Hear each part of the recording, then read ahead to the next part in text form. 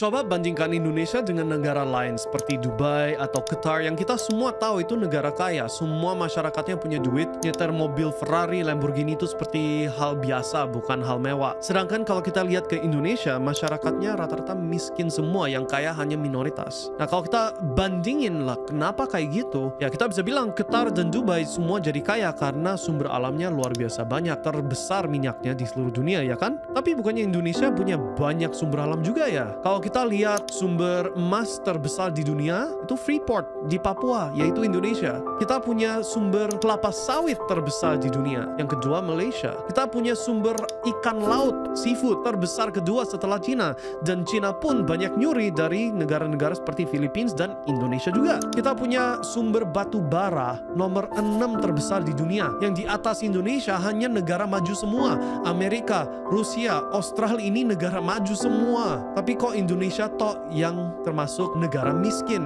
Padahal sumber alamnya segitu banyak. Berarti ada permainan. Berarti ada sesuatu hal yang terjadi di masa lalunya Indonesia sehingga dibuat seperti begini. Masyarakat miskin, minoritas kaya, tapi sumber alamnya bukan buat benefit atau keuntungannya orang lokal, tapi buat orang luar negeri.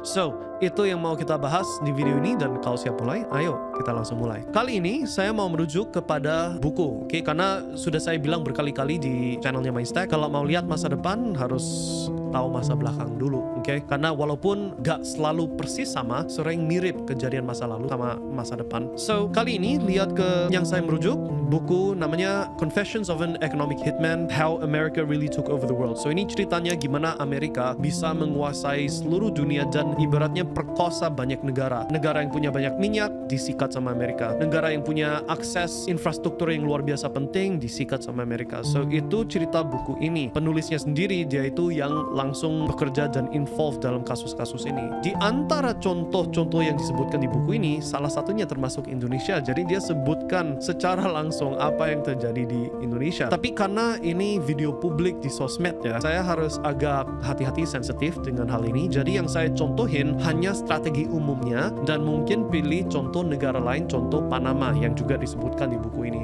Dari yang apa yang kita membahas, Anda akan langsung klik dan bisa kaitin sama apa yang terjadi di Indonesia atau di banyak negara lain yang Anda bisa lihat jelas-jelas ini ada permainan. Kita bahasin dulu strategi Amerika pada umumnya. Kalau mereka lihat ada negara tertentu yang punya sumber alam penting atau punya akses infrastruktur penting, mereka tentu saja, mereka itu Amerika, tentu saja mereka mau menguasai infrastruktur tersebut. So, teknik pertama yang paling sederhana untuk bisa menguasai sumbernya negara adalah untuk kong kali kong sama si presiden saat itu. Contoh, ini ada negara punya banyak, let's say, minyak. Amerika akan masuk dan samperin si presidennya dan bilang, oke, kita akan kerjasama ini, tanda kutip ya. Kita mau akses ke minyak ini, oke? Kamunya kita bikin kaya. Kamu si presiden, keluarga kamu, dan orang-orang deket kamu, kita akan bikin super kaya. Semua kontrak pembangunannya, semua logistiknya, dan lain-lain, itu biar proyek yang ditanganin kamu. So, presidennya jadi kaya, orang dekatnya presiden jadi luar biasa kaya, tapi hasil buminya ini larinya ujung-ujungnya buat manfaat Amerika. Itu pun bukan masyarakat Amerika, tapi orang elitnya Amerika. Anyways, itu teknik pertama. Dan untuk banyak negara itu berhasil. Tapi di beberapa negara presidennya terlalu tulus, cinta sama masyarakat. Okay? So, dalam bukunya dia contohin negara Panama. Panama kan kalau Anda lihat di peta, itu posisinya persis banget di tengah Amerika Utara sama Amerika Selatan. Yaitu yang bagian kecil banget itu loh. Dan dia ada satu infrastruktur penting namanya Panama Canal, yaitu kayak jalur air yang kalau kapal mau dari misalkan New York sebelah timur ke barat ke California, daripada lingkari seluruh Amerika dari utara ke selatan terus lewati Argentina, Peru, terus naik lagi ke atas, daripada kayak gitu, mereka lewat jalur Panama Canal ini bisa langsung sikat. So, itu infrastruktur luar biasa penting. Dan untuk berapa, mungkin puluhan tahun ada ya, Amerika mau menguasai dan aturkan si Panama Canal ini. Daripada harus bayar biaya setiap kali lewat, dan untuk benefitnya orang Panama, mereka mau ambil alih. presidennya Panama saat itu namanya Omar Torrijos. Silahkan Google sendiri dan cari infonya ya. Dia seorang yang benar-benar cinta negara Panama dan masyarakatnya, dan masyarakatnya Panama sama-sama membela dan cinta dia gitu. So jelas-jelas main belakangan, main kong kali kong dengan jurus yang tadi gak akan berhasil sama si Omar Torrijos ini. So opsi kedua adalah untuk pasang partai kedua, atau bisa dikatakan kayak kudeta, atau partai kedua yang melawan langsung dan take over presiden yang lama. Itu opsi kedua, dan mulai ada hijacking, medianya dibuatin supaya presiden yang saat ini jelek, yang baru justru yang bagus, padahal presiden yang baru sudah disetel memihak ke Amerika, bukan ke negara sendiri. Itu jalur kedua, tapi dalam contohnya Panama itu juga gak berhasil, karena sekali lagi semua masyarakat tahu kenyataannya dan tahu bahwa Presiden Torrijos ini tulus memihak ke negara. So kalau itu gak berhasil juga, alternatif ketiga ya bunuh presidennya, okay? Dan dalam contohnya Panama dan contoh banyak negara, kita bisa sebutin satu persatu. Libya, Muammar Gaddafi, even Iraq, Saddam Hussein,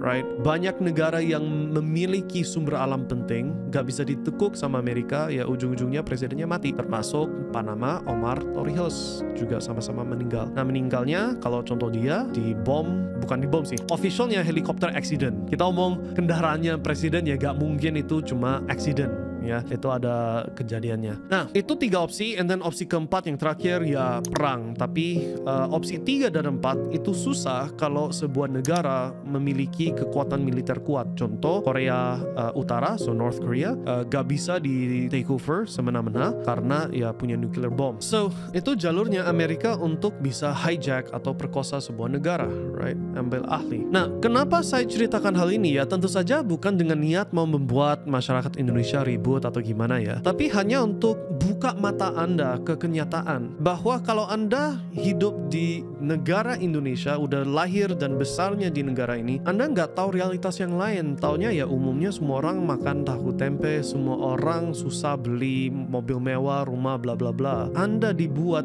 jadi penduduk di sistem budak. Sorry to say, tapi masyarakatnya Indonesia memang dibuat jadi komoditas. Kalau mau cari tukang konstruksi murah, dapatnya, ini kita omong Anda di Dubai, di Singapura, bikin bangunan. Mau dapat tukang murah, dapatnya dari mana? Ya orang Indonesia, diimpor. Kalau Anda mau jahit baju, jahit sepatu, so fashionnya Uniqlo, Adidas, Nike, pabriknya semua di mana? Indonesia.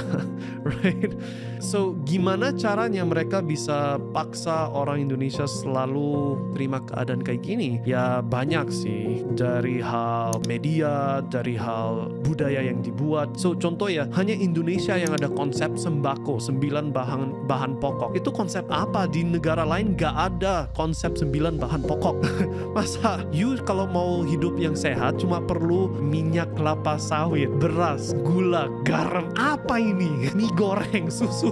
Di luar negeri rata-rata makannya steak, salmon, sayuran yang seger-seger, macem-macem makanannya yang mahal-mahal, premium. Indonesia harus betah dengan 9 bahan pokok yang murah-murah. So itu contoh budaya yang dibuat. And then kalau kita lihat ke hal-hal lain, edukasi, pendidikan, memang sistem pendidikannya Indonesia, ya saya tahu karena saya besarnya bukan di Indonesia. Standar pendidikan Indonesia sangat rendah sekali. Kalau kita lihat ke daftar IQ, yaitu intelligence, Indonesia kalau nggak salah rankingnya terendah ke berapa di seluruh Asia. Average IQ-nya Indonesia kalau nggak salah 76, sedangkan negara-negara lain, South Korea, China, Malaysia, Singapura, IQ-nya tinggi-tinggi. So pendidikan sudah dibuat seperti gitu juga supaya Anda gak bisa keluar dari sistem budak ini. Kalau ngerti itu, Anda harus proaktif, gak boleh terima apa yang disuapin kepada Anda oleh sistem ini. Harus aktif cari pendidikan level lebih tinggi, harus rajin berkumpul sama minoritas yang sudah bangun, sudah buka mata dan ngerti cara keluar dari sistem budak ini, dan Anda harus proaktif cari jalan supaya Anda sendiri bisa sukses keluar dari kemiskinan, keluar dari sistem budak tersebut, okay? Dan hanya ada satu cara, harus mau coba dan aktif coba, okay? So semoga apa yang kita bahas di video ini membantu membantu Anda untuk menyadari dan bisa take action ya. Harapan saya di antara yang nonton mungkin ada yang terinspirasi dari video ini, di kemudian hari bisa berubah nasibnya dengan hidup yang lebih kaya dan nyaman. So, kalau suka dengan konten ini jangan lupa subscribe ke channelnya Mindstack. Ada juga tombol join untuk jadi member di Mindstack juga, dan juga kasih like, komen, bagikan video ini kepada teman atau keluarga yang mungkin butuh dengar video ini juga, dan sampai jumpa di video selanjutnya.